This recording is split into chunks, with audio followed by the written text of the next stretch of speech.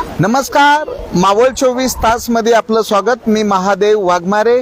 मावळ तालुक्यामध्ये 6 जुलै 2026 रोजीला जी अतिवृष्टी झाली, या अतिवृष्टीमध्ये ओझरडे हद्दीतील रस्ता हा पूर्णतः वाहून गेला होता. त्यामुळं पवन मावळातील अनेक गावाचा संपर्क ठप्प झाला होता.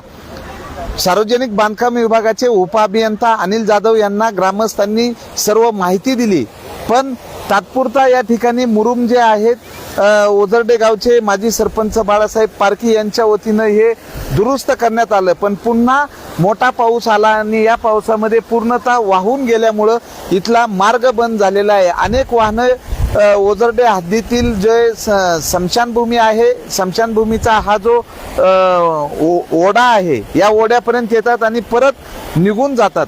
तर सार्वजनिक बांधकाम विभागाच्या अधिकाऱ्यांना ग्रामस्थांच्या वतीनं विनंती आहे की इथं जीवितहानी होऊ शकते, त्यामुळे लवकरात लवकर या ठिकाणी या रस्त्याची दुरुस्ती करावी.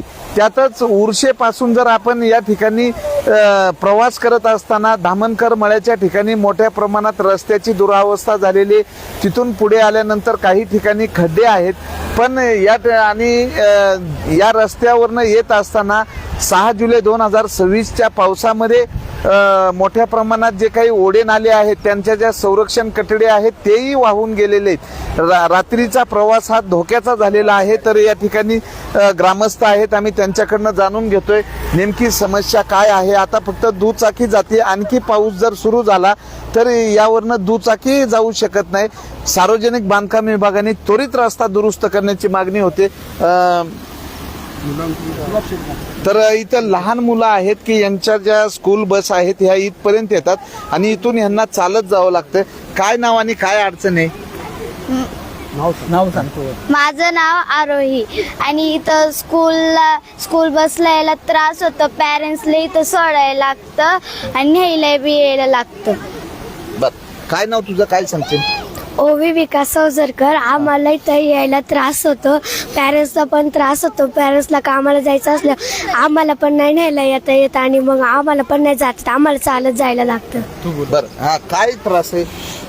बरं, काय नाव तुझं, काय सांगते? मला प्रांजल जानदेव पडवळ. मला यायला जायला खूप त्रास होता, आम्हाला चालत जायला लागतं. मग तिथपर्यंत पळायचं यायला येतात, कामाला जायला त्रास होतो. बर, काय सांगशील? तर इथं विद्यार्थी आहेत, महिलांना नीट या ठिकाणी गाडी चालवता येत नाही. काय कसं गाडी चालवताना काय वाटलं तुम्हाला? गाडी एकदम वायबल होती हा, आणि गाडी चालवताना खूप त्रास होतो. बर, काय मागणी आहे? रस्त्याचं तेवढं काम झालं पाहिजे. बर, किती दिवसापासून ही परिस्थिती अशी? आता झाले 15-20 दिवस झाले. बर, तर महिलांना गाडी चालवता येत नाही. तर माझी सरपंच इथं गुलाब घारे आहेत, काय सांगाल नेमकं? 6 जुलै रोजी या ठिकाणी जी अतिवृष्टी झाली, या अतिवृष्टीमध्ये एवढं मोठं प्रचंड पाऊस पडला की मला वाटतं माझ्या आयुष्यात मी असा पाऊस पाहिला नाही. आणि त्या पावसामुळं या ठिकाणी जे झाडी वाहून आली, ती झाडी या मोरीमध्ये अडकली आणि हा संपूर्ण पूल अगदी तळापासून तर वरपर्यंत पूर्ण मोरी वाहून गेला. आणि त्यानंतर आम्ही PW अधिकाऱ्यांशी संपर्क साधला. सभापती असतील, उपसभापती असतील, स्थानिक नेते असतील, जिल्हा परिषद सदस्य असतील, यांच्याशी संपर्क साधून देखील त्यांनी भेटी दिल्या का नाही हे आम्हाला माहीतसुद्धा नाही. आणि कुणीही याकडं लक्ष दिलं नाही. कानाडोळा केल्यामुळं या ठिकाणी आमच्या गावचे सरपंच आणि आम्ही सर्वांनी मिळून स्वखर्चानं एक 40-50 हजार रुपये घालून ह्या मोऱ्या पुन्हा बसवल्या होत्या, मुरुम टाकला होता. परंतु त्यानंतर पुन्हा एक 5-6 दिवसापासून अगदी 21 जुलैपासून आता जो पाऊस चालू झाला, या पावसामध्ये तो मुरुम माती वाहून गेलाय आणि त्याच्यामुळं 2 खड्डे पडले. खाली फक्त या ठिकाणी 2 व्हीलर आणि पायी प्रवास चालू आहे, परंतु तो देखील धोक्याचा आहे. मला असं वाटतं एखादी दुर्घटना झाली की प्रशासन जागं होईल आणि त्यानंतर एखाद्याचा जीव गेला तर त्याची पैशात किंमत केली जाते. म्हणजे पैसे देऊन त्या परिवाराचं सांत्वन करायचं, अशी पद्धत खऱ्या अर्थानं प्रशासनाची आहे. मला असं वाटतं हा रस्ता त्वरित दुरुस्त झाला नाही तर शाळेच्या मुलांची एवढी अडचण आहे. महाविद्यालयाचे विद्यार्थी जातात, कामगार वर्ग जातो, या भागात इंडस्ट्री मोठ्या प्रमाणे त्यामुळं वाहतुकीची वाहनं देखील आहेत, हे सर्व होऊन सुद्धा प्रशासन अजून देखील जागं झालेलं नाही. जर या ठिकाणी एखादी घटना घडली तर मला वाटतं अधिकारी आणि पदाधिकारी प्रशासनासह सर्व या गोष्टीला जबाबदार राहतील. तरी प्रशासनानं त्वरित भेट देऊन या ठिकाणी त्याच्यावर योग्य मार्ग काढावा, रस्ता चालू करण्यासाठी तात्पुरती डागडुजी करावी अशी मी ग्रामस्थांच्या वतीने विनंती करतो. सरपंच आहेत बाळासाहेब पारखे, आम्ही त्यांच्याकडनं जाणून घेतोय. काय सांगाल की 6 जुलैला हा रस्ता वाहून गेला, बराचसा हा रस्ता व्हायरल झाला, पण सार्वजनिक बांधकाम विभागाने या ठिकाणी जे वेळेमध्ये उपाययोजना केल्या पाहिजे ते केल्या जात नाही. 4 व्हीलर जाऊ शकत नाही. आता काही जर जास्त पाऊस झाला तर पायी पण जाता येणार नाही. काय सांगा? काय झालं, गेल्या 6 जुलैला जी अतिवृष्टी झाली त्या अतिवृष्टीमध्ये तालुक्याचंच नाही तर महाराष्ट्राचं खूप मोठ्या प्रमाणात नुकसान झालं. त्याचबरोबर आमच्या भागातील गोरगरीब शेतकरीसुद्धा ह्या अतिवृष्टीमध्ये भरडला गेला आहे. तर त्या 6 जूनला झालेल्या अतिवृष्टीमुळे ह्या आमच्या गावचं जे काही नुकसान झालं, हा रस्ता पूर्ण वाहून गेला. आणि रस्ता वाहून गेल्यामुळं बौर असेल, सडवले असेल, आडे असेल, उरशे असेल, ओझरडे असेल, या सर्व गावांचा संपर्क तुटला. गावांचा संपर्क तुटल्यामुळं तरुण वर्ग असेल, कामगार वर्ग असेल किंवा शाळकरी मुलं असतील, या सर्वांना पर्याय म्हणून एक्सप्रेसवेचा वापर करावा लागला.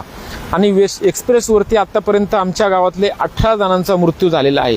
हा पर्यायी मार्ग निवडला जातो. तर माझी बांधकाम विभागाला एकच विनंती आहे की जसा आम्ही तो पर्यायी मार्ग निवडतो तसा तुम्ही आम्हाला पर्यायी मार्ग, जोपर्यंत अतिवृष्टी किंवा हे पावसाचे दिवस थांबत नाहीत तोपर्यंत पर्यायी मार्ग द्यावा. 6 जूनला ज्यावेळेस अतिवृष्टी झाली त्यानंतर आम्ही PWD असेल, बांधकाम विभाग असेल, स्थानिक लेवलचे जे नेते असतील त्यांच्याबरोबर पत्रव्यवहार केला. पत्रव्यवहार झाल्यानंतर इकडं दुर्लक्ष झालं, कुणी आलं नाही. त्यांच्या कानावरती ह्या गोष्टी गेल्या. काही लोक पाहून गेलेत, काही लोक आलीच नाही. 10 दिवसांच्या प्रदीर्घ काळानंतर किंवा आम्ही जी वाट पाहिली त्यानंतर आम्ही सर्व ग्रामस्थांनी विचार केला. मग आम्ही स्वखर्चाने ह्या मोऱ्या असतील, हा मुरुम असेल, हे कठाडे हे जुळवण्याचं काम केलं आणि 40 ते 50 हजार रुपये या रोडला खर्च केला आणि तात्पुरता येण्या जाण्यासाठी हा मार्ग खुला केला. कारण कामगार वर्ग, शाळकरी मुलांची जी खूप मोठी अडचण व्हायची, शेतकरी वर्गाची अडचण व्हायची, ती अडचण आम्ही तात्पुरत्या स्वरूपाची मोकळी केली. ज्या पद्धतीने आमची नुकसान रोडची झालेली आहे त्याच पद्धतीने तुम्ही आता खाली बघा, जो डोंगराचा मलबा आलेला आहे तो मलबा, त्या मलब्यामुळे स्थानिक शेतकऱ्याची दाढ वाहून गेलेली आहे. शेतीचं पीक तिथे येणार नाही. आलेला सर्व मलबा त्याच्या शेतामध्ये थांबलेला आहे आणि ह्या रोडचं जे काही मटेरियल असेल तर त्या शेतामध्ये थांबलेलं आहे. तर माझी प्रशासनाला एकच विनंती आहे, ज्या पद्धतीने तुम्ही या रस्त्याचं काम करणार आहे त्या पद्धतीने ह्या गरीब शेतकऱ्यांची सुद्धा नुकसान भरपाई तुम्ही द्यावी अशी आमची विनंती आहे. आणि ज्यावेळेस आम्ही स्वखर्चाने रस्ता बनवला, आवक जावक चालू झाली, गेल्या 4 दिवसापूर्वी पुन्हा पाऊस चालू झाला आणि त्या पावसात, त्या पाण्यामुळं जो आम्ही मुरुमाचा तात्पुरता भरावा केला होता तो सुद्धा वाहून गेला आणि पुन्हा तेच चित्र आमच्या समोर उभं राहिलं. त्यामुळं आमचे कॉल तुम्हाला झाले, शासनाला झालेत, उद्या ते दखल घेतात नाही घेतात, पण तुमच्या माध्यमातून हा आमचा त्यांना निरोप आहे, मेसेज आहे की अति तात्काळ ही आमची समस्या तुम्ही सोडवावी ही विनंती. काय नाव तुमचं आणि काय सांगाल? माझं नाव माजी ग्रामपंचायत सदस्य दिनकर पारखी, ओझरडे. तुम्हाला जी दुपारी मुद्दाम फोन केला की हे आपल्याला दाखवायचंच होतं, त्यासाठी मी तुम्हाला फोन करून या ठिकाणी बोलवलं आहे. ही नुकसान आता ही झालेली आहे. हे येण्या जाण्याच्या लोकांची लय अडचणी व्हायला लागल्यात. शाळेतल्या मुलांची अडचण होती आहे, कारण शेतकऱ्याची कितीतरी मोठी नुकसान झालेली आहे. हे भरपाई करून मिळली पाहिजे एवढीच आमची विनंती. आणि हा रोड वेळेत लवकर चालू करावा, कारण की बरंच पवना नगरापासून लोक येणारी जाणारी, उरशे कामगार आहे तिकडं जाणारे येणारे लय अडचणी भासतात. त्यासाठी हा लवकरात लवकर हा रोडचं काम व्हावं हीच आमची विनंती आहे. काय नाव तुमचं, काय सांगाल? नमस्कार, मी अंकुश छबुराव ओझरकर, माजी उपसरपंच ओझरडे. गेल्या 6 जून रोजी भयंकर असा पाऊस झाला, त्यामध्ये हा पूल वाहून गेला.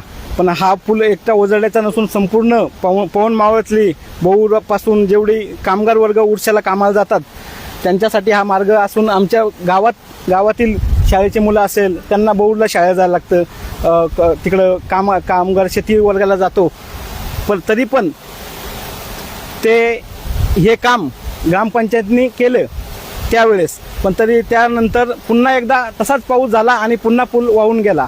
मुलांना जाण्यासाठी रस्ता नाही, कामगार वर्गांना रस्ता नाही आहे.